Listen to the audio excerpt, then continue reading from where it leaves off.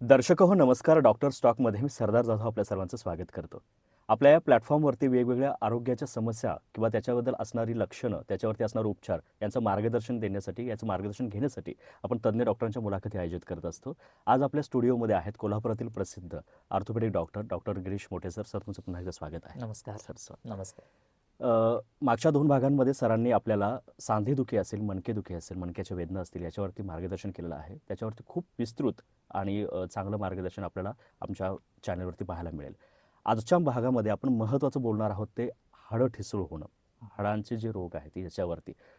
खूप वेळेला दर्शकांना आता जाणीव होत असेल आपल्या आजूबाजूला, कुटुंबामध्ये सुद्धा काही वेळेला पाहुण्यापयांच्यामध्ये हाडांच्याबद्दल समस्या असणारे खूप सारे लोकं पाहतो. पूर्वी म्हातारपणामध्ये, उतार वयामध्ये आपण पाहत होतो. आता तरुण किंवा लहान मुलांमध्ये सुद्धा कधी-कधी ते दिसून येतं, हाडांच्या बद्दलचे काही रोग.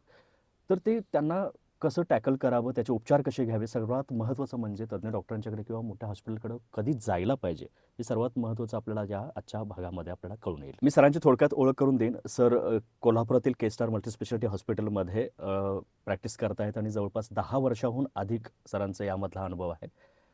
हाडांचे डॉक्टर म्हटलं की सर्वांना एकच वाटतं की ऑपरेशन आणि वेगळं काहीतरी फार टोकाचं असेल, तर तसं काही नाही. आपल्याला एक गोष्ट मला तरी कळून आली 2 भागांमध्ये की खूप साऱ्या गोष्टी, खूप साऱ्या आजार हाडांचे हे 60 ते 70% औषधांनी आणि वेगवेगळ्या उपचारांनी बरे होऊ शकतात. तर त्यामध्ये सरांचा मोठा हातखंडा आहे. Sir consultant robotic joint replacement surgeon म्हणून प्रसिद्ध आहेत. त्याबद्दलही आपल्याला माहिती मिळणार आहे. सरांनी CPRलाही काही वर्ष काम केलं आहे. सर पुण्यामध्ये प्रॅक्टिसला होते रुबी हॉल क्लिनिकला आणि साईश्री हॉस्पिटल पुणे या ठिकाणी सुद्धा सरांनी प्रॅक्टिस केलेलं आहे. जवळपास 14हून अधिक पब्लिकेशन नॅशनल आणि इंटरनॅशनल सरांचे आहेत. त्यामुळं खूप छान मार्गदर्शन आज हाडांच्यावरती आपल्याला या एपिसोडमध्ये मिळणार आहे. माझा पहिला प्रश्न सर तोच असेल की हाडांच्याबद्दल आपण बोलतोय. मागल्या 2 भागांमध्ये आपण सांधेदुखी नेमकी काय आहे, त्याची लक्षणं काय आहेत, प्रायमरी लेव्हलला काय करायला पाहिजे, पूर्ण आयुष्यभर त्यासाठी इतर ट्रीटमेंट किंवा इतर ऑपरेशन करायची गरज पडणार नाही, अशा गोष्टी आपण सांगितल्यात. मणक्याबद्दल मी तसंच सांगितलं. तसं हाडांचं नेमकं हाडांचं ठिसूळ होणं आजकाल जे आपण काही ठिकाणी हो. बघतो, ते म्हणजे नेमकं काय आहे? आता हाडांची ठिसूळता हं, म्हणजे त्याला ऑस्टिओपोरोसिस असं आजाराचं नाव आहे. हं. बरेचदा माहीत नसतं हाडं ठिसूळ आहेत, हाडं ठिसूळ आहेत इतकंच एवढंच असतं. म्हणतो आपण. पण ऑस्टिओपोरोसिस याच्यामध्ये शब्दामध्ये संधी विग्रह आहे की ऑस्टिओ म्हणजे हाडं हं. आणि पोरोसिस म्हणजे काय की खड्डे पडणे किंवा कमकुवत होणे, कमकुवत होणे. ठिसूळ होणे. तर हे होतं कशामुळे?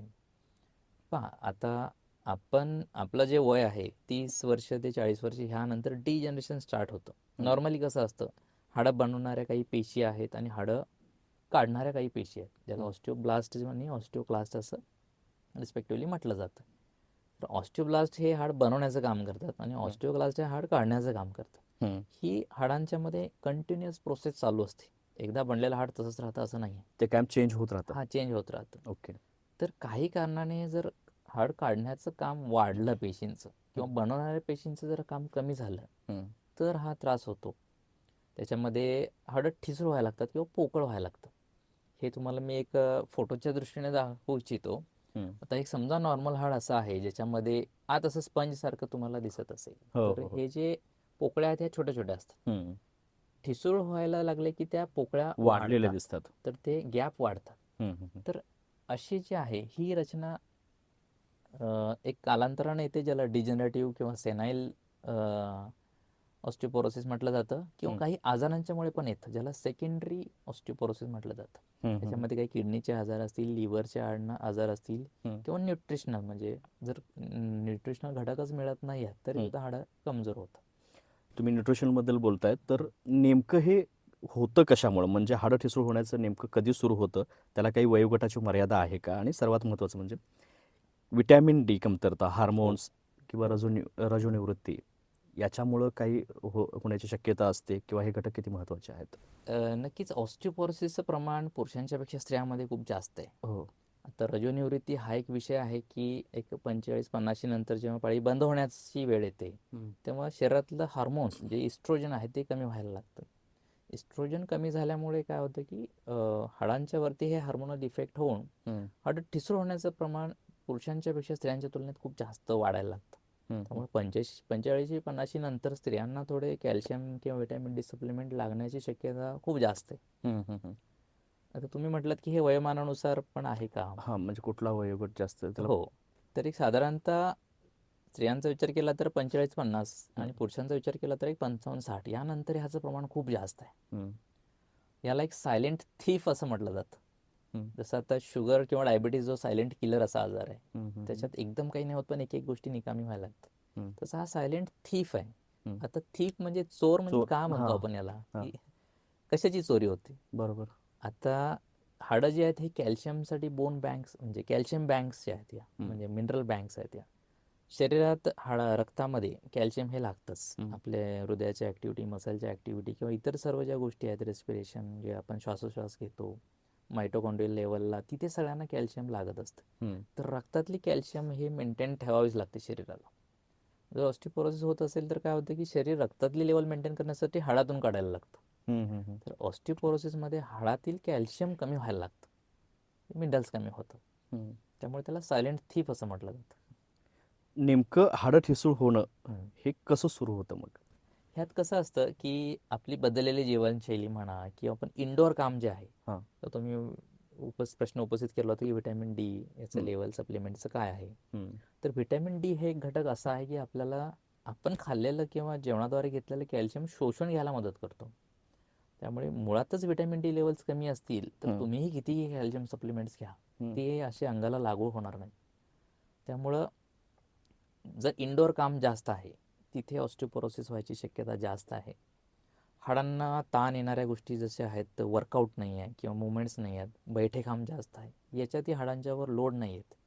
हाडांना एक मेकॅनिकल स्टिम्युलेशनची गरज असते. हं. आता मेकॅनिकल म्हणजे कसं की काहीतरी ओढाताण पाहिजे, हं. त्यांच्यावर लोड आला पाहिजे. तर ह्याच्यामध्ये एक्सरसाइज ज्या गोष्टी आहेत किंवा चालणं जे आहे किंवा वेट लिफ्टिंग ह्या गोष्टी ते ज्या आहेत पाहिजे. त्यांच्यावर हाडावर लोड येतो. तर हे मेकॅनिकल स्टिम्युलेशन जे असतं ते हाडं मजबूत ठेवायला मदत करतं. तर व्यायामाचा अभाव, बैठे काम, इंडोर ॲक्टिव्हिटी जास्त असतील, वय जास्त असेल, ही हं. सर्व अजून हाडांना तुम्ही एक जीवनशैलीबद्दल बोललात, की बरोबर. आत्ताचा आहार पद्धती असेल महत्त्वाचं म्हणजे मद्यपान. हम्म. मद्यपान असेल किंवा स्मोकिंग हो, आणि इतर गोष्टींचा ह्याच्यावरती किती परिणाम होतो. अगदी धूम्रपान बरोबर. असेल किंवा जास्त साखर होणं आणि वजन वाढणं. बरोबर. तर यांचा हाडांच्यावरती केवढा परिणाम होतो? ह्याच्यामध्ये आता दोन गोष्टी आहेत, जे मद्यपान आणि धूम्रपान आहे याच्यामध्ये काय होतं की ऑस्टिओब्लास्टिक ॲक्टिव्हिटी कमी होते. ज्या हो. मगाशी तुम्हाला म्हटलं की हाड बनवणाऱ्या काही ऊती असतात आणि हाड काढणाऱ्या काही ऊती हो. असतात. हो. तर बनवणाऱ्यांचं काम कमी करायला मदत करणारे म्हणजे अल्कोहोल आहे आणि धूम्रपान आहे. हं. तर त्यात हाडांची वाढच नाही होत. हं. बऱ्याचदा फ्रॅक्चर असलेल्या पेशंटला हाड जुळत नाही कारण त्यांनी तिकडे स्मोकिंग घरी जाऊन चालू केलेली असते हं. किंवा हं. ड्रिंक चालू केलेले असतात. त्यांना सांगावं लागतं की तुमचं हाड बनणारच नाही जिथे बनायचं किंवा जुळवायची गरज आहे. हं. तर हे हाड बनवण्याची प्रोसेस कमी करायला मदत करतं. त्यामुळं ओव्हरऑल हे आजाराचं प्रमाण ज्यांच्यामध्ये व्यसन आहे त्यात नक्कीच जास्त आहे. खाण्याच्या पद्धतीत जसं आता आजकाल बघाल तुम्ही की जंक फूड्स किंवा इझी टू प्रमाण ईट खूप असे वाढलेलं आहे. जे पॅक्ड फूड्स आहेत हं. याच्यामध्ये आता न्यूट्रिशनल घटक लिहिलेले असतात तितके नक्कीच असतात की नाही हा एक वेगळा प्रश्न आहे. हं. पण याच्यातून जसं नैसर्गिक आपण जे नॅचरल जे जेवण जेवतो हं. त्या गोष्टी सोडून ह्याच्यामध्ये कार्बोहायड्रेट किंवा अडल्ट्रेशन किंवा ह्याच्या सप्लिमेंटचं प्रमाण जास्त दिलं जातं. हं. त्याच्यामध्ये ते घटक हाडातले म्हणजे आपल्या शरीरातले मसल मास किंवा हाडांचे कॅल्शियम जे मिनरल्स आहेत ते हं. वाढवायला इतके परिणामकारक नाही आहेत.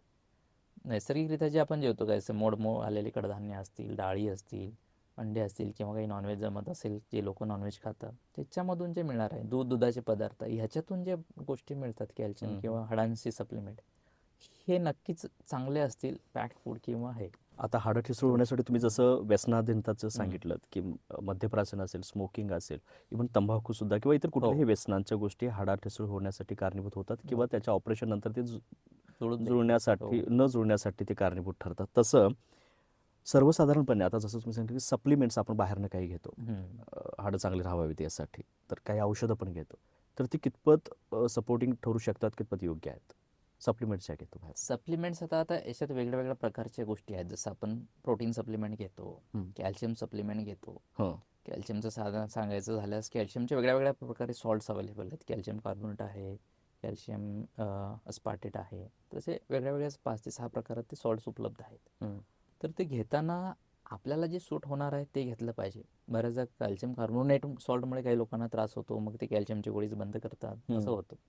तर कोणत्या प्रकारचं सप्लिमेंट जे आपल्याला सूट होत आहे हे एक जाणून घेणं गरजेचं आहे. आपल्याला जर मसल मास वाढवायचं आहे तर प्रोटीन सप्लिमेंट जास्त घेतले पाहिजे. हं. आणि अलॉंग विथ दॅट एक्सरसाइज. तर कोणतं सप्लिमेंट घेतोय हे नक्कीच एखाद्या वेळेस आपल्या तज्ज्ञांना विचारून किंवा त्यांच्याशी चर्चा करून घेतलेलं योग्य आहे, ना की डायरेक्ट आपण दुकानात गेलो किंवा आपण असंच दुसरा आपण घेतोय त्यांना म्हणून विचार आपण पण घेतोय, बरोबर ते असं विचारून घेणं. फायद्याचं नाही. आहारामध्ये हं, सर्वात महत्त्वाचं म्हणजे हं, दूध असेल हं, किंवा ग्रीन्स, सीम्स, हं. रागी वगैरे या गोष्टी बरोबर ज्या बरोबर आहेत, बरोबर. तर या कितपत इफेक्टिव्ह होऊ आता शकतात? रागी झाले किंवा तीळ झाले, डाळी, हिरव्या रंगाच्या ज्या सगळ्या पालेभाज्या किंवा पदार्थ आहेत, हां. डाळी होणारे जे भाग आहेत, नक्कीच याच्यातून कॅल्शियमचं प्रमाण जास्त आहे. हं. काही आता पॉप्युलेशन व्हेजिटेरियनच आहेत, तर असं नाही की नॉनव्हेज खाणाऱ्यांना जास्त फायदा होणार आणि आपल्याला होणार नाही, असं नाही आहे. हो. हरियाणाचे ते वगैरे काय बघितले असाल, कित्येक पहिलवान सगळे व्हेजिटेरियन आहेत, प्युअर व्हेजिटेरियन व्हेजिटेरियन आहेत. आहे. हो, पण त्यांची हेल्थ आपल्यापेक्षा नक्कीच साहजिक. चांगली आहे, कारण तो जेनेटिक विषय पण आहे थोडा. हं, तर व्हेजिटेरियनमध्ये कॅल्शियम सोर्सेस हे आयडेंटिफाय करून ह्याचं सेवन जास्त असलं पाहिजे. हं. नॉनव्हेज जमत असेल तर त्यात अंडी, मासे, मटण जे आहे ह्या गोष्टींत पण बऱ्यापैकी मिळतं. पण ते चमचमीत किंवा तेलकट बनवणं, फ्राय करणं ह्या त्याच्यापासून गोष्टी नाही फायदा पाहिजे. जास्त होण्यापेक्षा तोटाच जास्त हो, होतो मग. प्रोटीन मिळवण्याच्या नादात भरपूर आपण मसाला. सोबत फॅट्स आणि कार्बोहायड्रेट जो जास्त घेत असेल हं. त्या गोष्टी योग्य नाही आहेत. त्यामुळे पालेभाज्या आणि इतर आहारावरतीच नक्की. वेट बेअरिंग एक्सरसाइज किती प्रभावी ठरू शकते? तुम्हाला जसं म्हटलं की हाडांना मेकॅनिकल स्टिम्युलेशन लागतं. हं. त्यामुळे मेकॅनिकल कायम म्हणजे कसं हाडांच्यावर ता काही ना काही ताण आला ताण पाहिजे. असायला पाहिजे. अगदीच जपून ठेवलेत आपण किंवा अगदीच बैठे काम आहे, बाहेर पडणं होत नाही आहे किंवा एक्सरसाइज नाही होत आहे, ह्याच्यात किंवा हाडं फार ठिसूळ होतात. त्रास देत नाही आपण आपल्या शरीराला. हो. हां. ह्याच्यामध्ये आता काही फ्रॅक्चर किंवा काही आजारामुळे जर बेड रिडन पेशंट असेल, हं. बेडवर पडून आहेत 1-2 महिने, त्याच्यामध्ये जसं आता वयस्कर माणसामध्ये काही फ्रॅक्चर झाल्यानंतर बऱ्याच 1-2 महिने वगैरे बेडवर राहिले, हं. त्या परिस्थितीत पण हाडं ठिसूळ व्हायला लागतं. त्यामुळं वेट बेअरिंग एक्सरसाइजचं खूप महत्त्व आहे. फिजिओथेरपी सुरुवातीला सांध्यांच्या हालचाली आणि त्यानंतर वेट ट्रेनिंग अशा हं. पद्धतीने हे डबल स्टेजमध्ये प्रोग्राम असतो. तर वेट ट्रेनिंगमुळे आपण एकतर मसल मास वाढवू शकतो. जसं आता बायसेप मसल आहे, फक्तच हात हलवल्याने नाही वाढणार, त्याला वेट दिलं हातामध्ये वाढलं तरच तिचे मसल मास वाढेल. तर हे जे आहेत वेट ट्रेनिंग, हाडं आणि मसल ह्याच्या ताकद वाढण्यासाठी नक्कीच फायद्याचे. हाडं तुटल्यानंतर पुनर्वसन हम्म. किती महत्त्वाचं असतं? ह्याच्यामध्ये एक सांगू इच्छितो की आता हाडं तुटलेत, ऑपरेशन झालंय समजा, तर ह्या गोष्टी फक्त 50% महत्त्वाचे. हं. पुनर्वसन आणि जे व्यायाम आहेत हे 50% महत्त्वाचं आहे. हं. बऱ्याचदा असं होतं की आता ऑपरेशन झालं तर झालं सगळं, 80% 90% समज तसा असतो. हो. अगदी व्यायामाला महत्त्वच दिलं नाही जात किंवा व्यायाम केलेच नाही जात. ऑपरेशन झालं आता होऊन जाईल हां, असं म्हणतात. तर तसं नाही आहे. अगदी 50-50% महत्त्व आहे. पुनर्वसन जे काही प्रोटोकॉल्स असतात, फिजिओथेरपी असते, ते आपल्याला 50% महत्त्वाचं आहे. हं. तर याच्यामध्ये काही जसं हाडांची सर्जरी असेल तर फिजिओथेरपीना भेटून जॉईंटच्या मुवमेंट्स, लिगामेंट सर्जरी असेल तर एक ग्रेडेड ग्रॅज्युअल प्रोटोकॉल असतो की ते नवीन बनवलेले लिगामेंट रिकन्स्ट्रक्शन जे केलेलं आहे हं. त्याच्यावर कितपत लोड कोणत्या वेळी द्यावा, तर हे पुनर्वसनमध्ये सगळ्या गोष्टी येतात. त्याला रिहॅबिलिटेशन म्हणतो आपण. तर हळूहळू हळूहळू ह्या गोष्टी करून मगच आपण पुन्हा मैदानात उतरू शकतो किंवा पुन्हा खेळायला उतरू शकतो. हं. हे केलंच नाही किंवा हे विचित्र पद्धतीने झालं, ज्या डिलेड गोष्टी करायच्या आधीच झालं, तर हं. हे नक्कीच ते झालेल्या जी सर्जरी झाली आहे त्याचे रिझल्ट्स खराब करण्यासाठी किंवा जे आपल्याला एक आउटकम पाहिजे होतं, परिणाम जो पाहिजे होता तो कधीच मिळणार नाही, ह्या पद्धतीनं काम केलं जातं. काही वेळेला काही जणांची हाडं खूप नाजूक असतात, म्हणजे थोड्याशा धक्क्यानं बरोबर सुद्धा बरोबर तुटतात किंवा काहीतरी त्याला डॅमेज होऊ शकतं. बरोबर बरोबर. तर हे नेमकं काय असतं? ह्याचं कारण काय असतं? किंवा हेच ऑस्टिओपोरोसिस आहे. हां. याच्यामध्ये हाडांची जी ठिसूळपणा आलेला आहे हं. त्याच्यामध्ये ट्रिव्हियल ट्रॉमा, म्हणजे आता तुम्हाला माहिती आहे की रोड ट्रॅफिक ॲक्सिडेंट, एक ॲक्सिडेंट हा मोठा अपघात असतो. मोठा त्याच्यात म्हणजे जसं आजकाल रस्त्यांचे स्पीड वाढले गाड्यांची, हं. त्यानुसार हाडांना तो इम्पॅक्ट पण जोराचा बसतो आणि फ्रॅक्चर होतात. हं. पण घरच्या घरी पाय घसरला आहे आणि जर घरच्या घरी पडल्यामुळे जर फ्रॅक्चर झालं आहे तर हं. ते फ्रॅजाईल फ्रॅक्चर म्हणतो आपण किंवा ऑस्टिओपोरोटिक बोन्स जे असतात हं. ते ऑस्टिओपोरोटिक फ्रॅक्चर्स म्हणतो त्याला. ह्याच्यामध्ये एक 2 ते 3 ठिकाणी फार कॉमन असतं मणक्यामध्ये. हं. आपण उभ्या उभ्या बसल्यासारखं जर पडलो, हं. मणके फ्रॅक्चर व्हायची शक्यता असते. म्हाताऱ्या वयात तुम्ही बघितलं असाल की आजी किंवा आजोबा घरी पाय घसरला, पडले आणि खुब्याचं फ्रॅक्चर झालं हो, हो. किंवा हाताचं मनगडाचं फ्रॅक्चर झालं. हे जे आहेत हे हाडं ठिसूळ झाल्यामुळे लवकर तुटतात, त्यामुळे त्यांना फार मोठा ट्रॉमा नाही लागत. हं. थोडासा जरी मार बसला तरी तुटतात. कधी कधी आम्ही एक्सरे काढल्यानंतर कळतं की पेपर थिन कॉर्टेक्स आहे, म्हणजे जसं आपलं पान असतं वहीचं हं. हं. तितकं पातळ बोन झालेलं असतं. हं. तर तितकं ठिसूळ असलेलं हाड तर ते अगदी जरा थोडक्या काहीतरी ट्रॉमामध्ये तुटेल. तुटणार. बऱ्याचदा गुडघे बदलायच्या ऑपरेशनमध्ये जेव्हा ओपन केलं असतं, प्रेस केल्यावर हाड दबतं, इतकं सॉफ्ट झालेलं असतं. तर तो सॉफ्टनेस किंवा जे हाडांचं ठिसूळपणा आहे त्याच्यातले मिनरल्स कमी झाल्यामुळे आलेला असतो. आणि त्या परिस्थितीत मग ते अगदी थोड्याशा माराने तुटतं. मुळातच हे होऊ नये यासाठी काय करायला पाहिजे मग? तर हे होऊ नये याच्यासाठी आपल्याला जेव्हा आपण यंग आहोत किंवा डिजनरेशन स्टार्ट होण्याची जे वय आहे किंवा सुरुवात झाली आपल्याला हे दुखण्याची, हं. तर हे लवकर लक्षात घेऊन तज्ज्ञांना भेटून आपल्याला काही सप्लिमेंट्स आणि काही एक्सरसाइज काही जण असं पण दोन्ही म्हणतात की सोबत दूध पाहिजे. रेग्युलर प्यायला पाहिजे त्यासाठी, किंवा दूध हम्म. पिणाऱ्यांना एवढा त्रास होतो तर ते दूध बरोबर आहे. पिण्याच्या मागचं तेच आहे की आपल्याला त्याच्यात calcium, vitamin D, calcium supplement जे आहेत ती इझिली मिळतात. हं, हं. दूध कसं इझिली अवेलेबल आहे, हं. त्यामुळं बरेच आता पहिलवान किंवा हे सगळे बघितलं असाल की दूध पिलं पाहिजे. हो. पण काही लोकांना दूध पचत नाही, त्रास होतो. तर हं. असं नाही की पिलंच पाहिजे. तर पिणं चांगलं आहे. त्याच्यामध्ये फॅट काढून, जर वरचं जे साय असते ती काढून पिलं तर आपल्याला फॅटचं प्रमाण कमी करून आपल्याला फक्त इतर गोष्टी हो, मिळतील. नाहीतर कॅल्शियमसाठी आपण फॅट हां, ओव्हर इंटेक करून घ्यायचो. तसं होतं. अंड्यासोबतही तसं आहे. अंड्यामध्ये जो पिवळा असतो हां, बल्क, तो चांगला त्याच्यामध्ये लावतो म्हणून फॅट खूप असतं. खातात. बाहेरचं जे पांढरं असतं त्याच्यात प्रोटीन जास्त असतं. बरोबर. त्यामुळं जर उकडून जसं तो पिवळा पार्ट काढून जर पांढरा खात असेल तर आपल्याला प्रोटीन जास्त मिळते. हं. होल आपल्याला जर फॅट्स पण गरज असेल तर आपण पूर्ण खायला पाहिजे. बरोबर. तर अशा पद्धतीनं दोन्हींचा रोल आहे. BMD टेस्ट किती आवश्यक आणि त्या हो. कधी कराव्यात? आता BMD म्हणजे कसं आहे की बोन मिनरल डेन्सिटी, हो. हाडांची ठिसूळता. आता माझे हाडं ठिसूळ आहेत, तुमचे ठिसूळ आहेत, हे कळेल कसं? हं. एक्सरेमध्ये कळायला बराच उशीर झाल्यावर कळतं. हं. म्हणजे एक्सरे बघून हाड अगदी ठिसूळ दिसत आहे, डेन्सिटी कमी झाली आहे, हे म्हणजे ते मागच्या 10 वर्ष आधी चालू झाला असल्यानंतर मग आपल्याला कळायला लागतं की आता ठिसूळ झाले. म्हणजे तो आजार फार पुढे पुढे गेल्यानंतर कळूयात. गेल्यानंतर कळतं.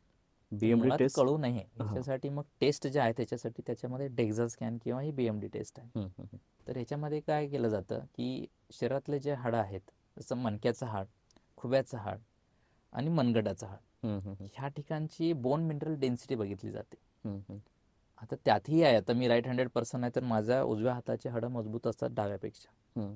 पण आपल्याला टेस्ट उजव्याची केलं तर ते बऱ्यापैकी नॉर्मल दाखवायची शक्यता असते, त्यामुळे डाव्याची टेस्ट करावी लागते. हं, हं, हं. तर ह्याच्यामध्ये आपण बोन मिनरल डेन्सिटी बघत असतो.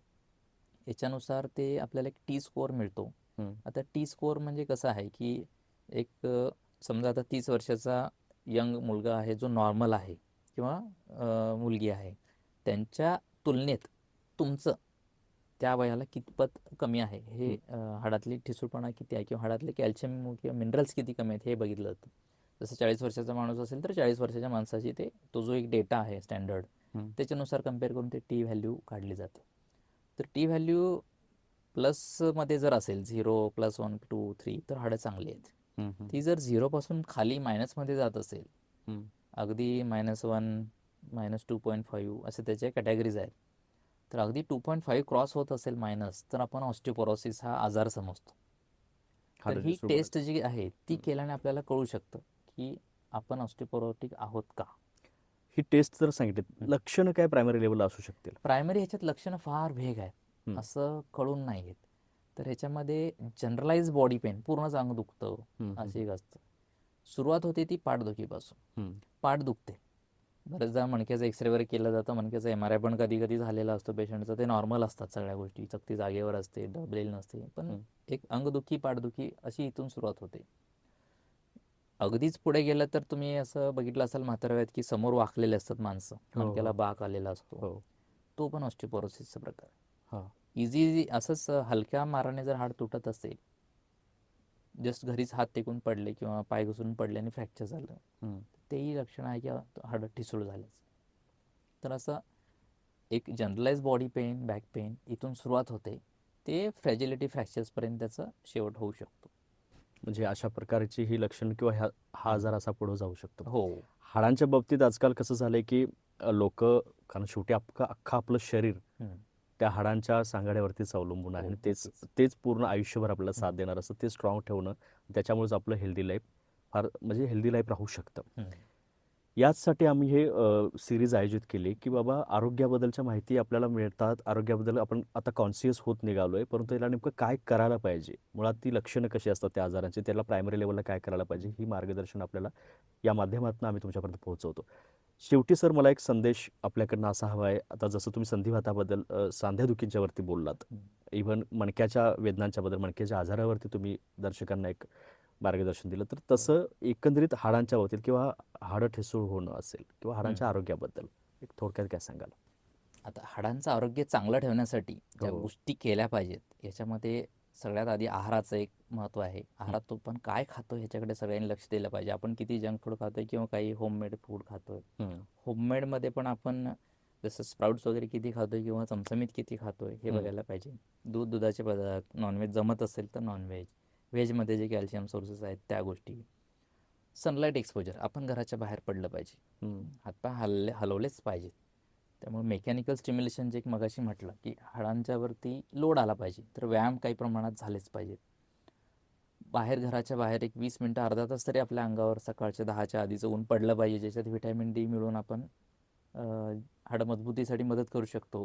किंवा जर तपासणीत फारच कमी असेल व्हिटॅमिन डी तर हं. काही प्रमाणात औषधं पण असतात, ते औषधं घेऊन आपण व्हिटॅमिन डी सप्लिमेंट वाढवू शकतो. तर हे बदल. आणि जे मणक्यासाठी मागे सांगितलं होतं जसं की काही विशिष्ट पद्धतीत बराच वेळ बसून एकाच पोझिशनमध्ये बसून कामं, हं. ह्या गोष्टी थोड्या टाळल्या पाहिजेत. मसल बिल्डअपवर जास्त फोकस केला पाहिजे. एखाद्या भागातले मसल जर मजबूत असतील, आपले मानेचा त्रास आहे मानेचे मसल, कमरेचा आहे, तर त्या भागातले मसल हाडांचं. स्ट्रेंथनिंग एक्सरसाइज फिजिओथेरपीचे असतात, हं. ह्या करण्यावर भर दिला पाहिजे. आणि हे अगदी यंग एजपासून म्हणजे अगदी 30-40पासूनच चालू केलं पाहिजे. तर त्याचा फायदा भविष्यात आपल्याला म्हणजे इवन 60-70मध्ये जरी गेलं तरी पण आपल्याला त्याचा त्रास नाही देणार. मसल स्ट्रेंथिंग सुद्धा हाडांना हो. सपोर्टिंग किंवा हाडांना मजबूती करण्यासाठी मजबूत करत नाहीत, पण त्याला सपोर्टिंग एक गोष्ट आहे. हो, सपोर्ट. त्यामुळे ती एक महत्त्वाची गोष्ट आहे. सर्वात महत्त्वाचं म्हणजे आता सर्वांना एक गोष्ट कळून आली असेल, की हाडांच्या आरोग्याबद्दल आपण इतके कॉन्शियस नाही. फार टोकाला काहीतरी घडल्यानंतर किंवा उतार वयामध्ये ते फार गंभीर झाल्यानंतर आपण सहसा तज्ञ डॉक्टरांच्याकडे जातो. परंतु त्याच्या आधीच काही प्रायमरी लेव्हलला काही लक्षणं दिसतात. जसं आता आजच्या भागामध्ये सरांनी काही थोडक्यात लक्षणं सांगितली. पूर्ण अंग दुखणं असेल. मागच्या ह्याच्या भागामध्ये सांगितलं जसं मणक्याचं, की पायात मुंग्या वगैरे येणं. फार बेसिक लेव्हलला गोष्टी असतात, परंतु 1-2 महिने त्या वेदना राहणं. तर ह्या आपण दुर्लक्षित करायला नको. पटदिशी आपण तज्ञ डॉक्टरांच्याकडे जायला हवं आणि त्यानंतर पुढं जे आपलं आयुष्य आहे, त्याच्यात पुढं काही गंभीर आजार उद्भवणार असतील किंवा ऑपरेशन करायला जे भाग पडतील, तर तसं काही होणार नाही. त्यासाठी आपण प्रायमरी लेव्हलला या ट्रीटमेंटकडे जायला पाहिजे. सर खूप छान आणि थोडक्यात कसं ना आपल्याला फार छान माहिती मिळाली. आजारांच्यावरती आपण वेगवेगळ्या गोष्टींच्यावरती बोलणार आहोत. आपल्या मनामध्ये सर्वात महत्त्वाचं म्हणजे खूप प्रश्न अजून बाकी राहिले असतील किंवा वेगळे काही आजार किंवा वेगळी लक्षणं काही बघितली असतील, तर ते आवर्जून कमेंट बॉक्समध्ये किंवा इनबॉक्समध्ये विचारून ठेवा. तेही आम्ही उत्तरोत्तर वेगळ्या भागांमध्ये आपण मुलाखतीमध्ये घेत जाऊ. सर आपण आता हाडं ठिसूळ होण्याबद्दल बोलतोय. मणक्याच्या आजारांच्या बद्दल आपल्याला बघितलं, की आपल्या या भागामध्ये शेतकरी असतील किंवा महिलांच्या, गृहिणींच्या बाबतीत काही आजार आपण पाहिले. सांधेदुखीबद्दल तसे आहेत. तर तसं हाडं ठिसूळ होण्याचं प्रमाण आपल्या भागामध्ये कसं आहे? याचं प्रमाण ॲक्च्युली खूप जास्त आहे. कोल्हापूर आणि या जसं पट्ट्यामध्ये? नाही, इन जनरल वर्ल्डमध्येच. हां, हां. जसं आता मगाशी तुम्हाला म्हटलं की हा सायलेंट थीफ आहे. हां. थीफ झाला तो कॅल्शियमची चोरी करतोय. सायलेंट आहे म्हणजे आपल्याला कळूनच नाही येत. हं, हं, हं. तर असं आहे की लिटरेचर वाईज जरी गेलं तर जगातील जितके पेशंट डायबिटीज किंवा जितके हायपरटेन्शन म्हणजे हं, बीपी आणि शुगरचा त्रास असलेले पेशंटची जर बेरीज जरी केली हं. तरी त्याच्यापेक्षा जास्त प्रमाण जे आहे ते ह्या आजाराचं आहे. अरे बापरे! तर इतकं जास्त प्रमाण आहे. हं, हं. कदाचित तुम्हाला मला पण असू शकतो, आपल्याला टेस्ट केल्याशिवाय नाही समजणार लक्षच BMI. नसल्यामुळं हे हां. झालंय किंवा त्याची लक्षणं काय आहेत हां. आपण त्याच्याकडे दुर्लक्ष हो. केल्यामुळे झालंय. आपण जर राईट हँड वापरत आहे तो डाव्या हाताला चालू झालेला असतं किंवा कमरेचं बसण्याचं काम ज्यांचं आहे कमरेला चालू झालेला असू शकतो हो, हो, मणक्यांना. हो, हो. तर याचं प्रमाण तितकं जास्त आहे जे आपण कल्पनाही नाही करू शकत. म्हणजे इतकं असून सुद्धा आपल्या आजूबाजूला किंवा स्वतःला सुद्धा असून सुद्धा ह्याचं लगेच लक्षण किंवा ह्या गोष्टी कळून येत नाहीत. हं. त्यामुळेच फार मोठे गंभीर परिणाम पुढं उद्भवतात. हां, तर हे लक्षात यायला एक्सरेनुसार फारच वेळ जातो. फार वेळ जातो. त्यामुळं थोडंसं त्रास झाला आणि तो 1-2 महिन्याच्या वर जर राहत असेल तर नक्कीच आपल्या जवळच्या तज्ज्ञांना भेटून हा आजार आहे का किंवा याच्याशी संबंधित थोडे माहिती हं. घेणं गरजेचं आहे. त्या अनुषंगाने आपण भविष्यात मेजर मिसहॅप किंवा मेजर कॉम्प्लिकेशन नक्कीच टाळू शकतो. नाही खरंच हा हा मुद्दा यासाठी महत्त्वाचा आहे. कारण खूप वेळेला प्रायमरी लेव्हलला आपण काय म्हणतो, की ठीक आहे आता उगाच कशाला खर्च करा. परंतु तो पुढं जाऊन प्रचंड मोठा हं. खर्च पण होणार असतो बरोबर. आणि तो त्रासदायकाने होणार बरोबर. असतो. तर त्यासाठी थोडक्यात का असेना आपण पटदिशी प्रायमरी लेव्हलला अशी काही लक्षणं दिसलीत तर आणि जसं सरांनी सांगितलं, की हा फार कॉमन म्हणजे खूप जास्त प्रमाणात असणारा हा आजार आहे, हाडं ठिसूळ होणं. तर ते आपल्या आजूबाजूला किंवा आपल्याच कुटुंबामध्ये कुठेतरी असू शकतो. त्यामुळे त्याच्यावर दुर्लक्ष करून चालणार नाही. आणि मला सर यातनं अजून एक मुद्दा मला आठवला म्हणून सांगतो, की खूप वेळेला असं होतं, की शेतकरी लोकं काय म्हणतात, आमचा दररोजचा व्यायाम आहे, आम्ही दररोज वजन उचलतोय, आपलं हे आहे, ते आहे. किंवा जसं सरांनी मगाशी सांगितलं, की बैठी काम करणारी आय-टीजमधली असतील. मी सकाळी खूप जिम केली आहे. तर तीही गोष्ट तेवढी महत्त्वाची नाही आहे. तर स्पेसिफिक त्या गोष्टीला जसं फिजिओथेरपीला त्या हाडासाठी तो जो व्यायाम आहे, तो महत्त्वाचा तो व्हायला पाहिजे. नाहीतर मी दररोज शेतात जातोय, दररोज हार्ड काम करतोय, तो माझा व्यायामच आहे, तर असं नाही आहे. ते काम झालं, परंतु व्यायामाचा भाग वेगळा असतो. हे महत्त्वाचं मनामध्ये कोरून ठेवा, की तो व्यायाम जो हाडांसाठी, शरीरासाठी आहे, तो वेगळाच आहे आणि त्याच्यावरती महत्त्वाचं लक्ष दिलं पाहिजे. जसं फिजिओथेरपीबद्दल सरांनी थोडक्यात सांगितलं होतं, तर त्यावरती आपण कॉन्सन्ट्रेट केलं पाहिजे. सर, हाडं ठिसूळ होण्याची लक्षणं किंवा त्याच्यावरती असणारे म्हणजे ते आजार कसा डिटेक्ट केला पाहिजे, त्याच्या टेस्ट काही सांगितल्यात. परंतु याच्यावरती नेमकं उपचार काय आहेत किंवा आधुनिक तंत्रज्ञानानुसार काही वेगळे उपचार असे आलेले आहेत का, की जेणेकरून त्याला फार सर्जरीपर्यंत जायची गरजच पडणार नाही किंवा याच्यामध्ये सर्जरी असते का? नक्कीच याच्यामध्ये आधुनिक उपचार आहेत. हं, सप्लिमेंट जे आहे ते आपण होऊ नये किंवा सुरुवातीच्या स्टेजला घेऊ शकतो. हं, पण जर अगदीच ऑस्टिओपोरोसिस डायग्नोज झाला आहे तर ह्याला कमी करण्यासाठी किंवा हाडांची ताकद, हाडांचे मिनरल्स भरून काढण्यासाठी काही उपचार पद्धती आहेत. हं, त्याच्यामध्ये आता लेटेस्टमध्ये म्हणजे म्हटलं तर आपल्याला इंजेक्शन्स आहेत. हं, याच्यामध्ये कसं असतं, टेरिपॅराटाइडचे इंजेक्शन असतात. आपण बघितलं असाल की इन्सुलिन घेतो आपण शुगर कमी करण्यासाठी. तशा पद्धतीने डेली इंजेक्शन असतं. हं, हं, हं, स्वतःच पेशंट घेत असतात. हं. तशा पद्धतीचा इलाज असतो. ज्याच्यामध्ये काय होतं की हाड बनवणाऱ्या पेशींचं काम वाढलं जातं. तर हाडांची घनता किंवा हाडामधले जे खड्डे आहेत किंवा ठिसूळपणा आहे तो भरून यायला मदत होते. हाड मजबूत व्हायला चालू होतं. हं, हं, तर साधारणतः 6 महिने ते वर्ष असं ते घेऊ शकतो आपण. हं. किमान 3 महिने वगैरे घेतल्यानंतर तो फरक दिसायला लागतो. तर ते टेरिपॅराटाइडचे इंजेक्शन आहेत. याच्यात डेन्युसुमाब म्हणून पुढचं एक अजून औषध आहे. ते 6 महिन्यातून एकदा वगैरे घेतलं जातं. ते हाडं काढणाऱ्या ज्या पेशी आहेत ऑस्टिओक्लास्ट त्यांच्या ॲक्टिव्हिटी कमी करतं. हाडं काढायच्या ॲक्टिव्हिटी म्हणजे हाडांची घनता कमी करणाऱ्या ज्या पेशी आहेत त्यांचं काम कमी झालं की एकंदरच बनवणाऱ्यांचं काम काम वाढतं. वाढतं. त्यामुळे हे काही गोष्टी आहेत ज्याच्यामध्ये आपण ऑस्टिओपोरोसिस ट्रीट करू शकतो. उपचार किती म्हणजे लेंदी किती हे कालावधीचा? लेंदी असतात. हं, किमान 6 महिने ते 2 वर्ष, हं, 8 वर्ष, 10 वर्षापर्यंत पण डेनोसोबाबच्या ट्रायल्स आहेत. हं, हं, हं. तर त्या पद्धतीने हे घ्यायला लागतात. त्याच्यामध्ये काही महिने गेल्यानंतरच हाडांचे ठिसूळपणा जाऊन भरायला लागलेत किंवा मजबूत झाले हे आपल्याला कळतं. याच्यावरती सर्जरीबद्दल तुम्ही एक हां, तेच प्रश्न घेणार काढला. सर्जरी किंवा ऑपरेशन. ह्याच्यामध्ये ऑपरेशन कसं असतात आता मणक्याचं शक्यतो ह्याच्यामध्ये सुरुवातीला हं, मणक्याचा ठिसूळपणा होऊन मणक्याची हाडं फ्रॅक्चर होत असतात. हं, त्यामध्ये मग तो बाक वगैरे आलेला असतो. हं, तर ह्याच्यामध्ये मणक्याला विशिष्ट प्रकारे इन्स्ट्रुमेंट्स वापरून छिद्र करून त्याच्यामध्ये सिमेंट भरलं जातं. हं. त्यांची जी ताकद गेलेली आहे किंवा जो ठिसूळपणा आहे त्यांची जी एक ताकद कमी झाली आहे ती आणण्यासाठी सिमेंटेशन असतं म्हणजे त्याला व्हर्टिब्रोप्लास्टी असं म्हणतात. तर अशा सर्जरी करून आपण ते दुखणं मणक्याचं घालवू शकतो. अगदीच फ्रॅक्चर झालेत काही रेडियस म्हणजे मनगटाच्या अराउंड किंवा खुब्याच्या अराउंड त्याला ऑपरेशन करूनच फिक्स करावं लागतं. हं, हं, हं. तर हे असं ऑपरेशन लागतं. म्हणजे फार रेअर ऑपरेशन आहेत. जास्तीत जास्त ट्रीटमेंट, औषधं, गोळ्या आणि इंजेक्शन. येस. हीच उपचार पद्धती फार चांगली याच्यावरती सध्या आणि आधुनिक म्हणजे फारच कव्हर होणारी अशी आहे. हो काही वेळेलाच फक्त लेंदी असते, नाहीतर 6 महिने ते 2 वर्षापर्यंतच्याच उपचार हो. पद्धतीमध्ये कव्हर होऊन जातं. सर, पुन्हा एकदा तुमचे मी आभार मानतो. खूप खूप धन्यवाद. धन्यवाद. धन्यवाद. धन्यवाद.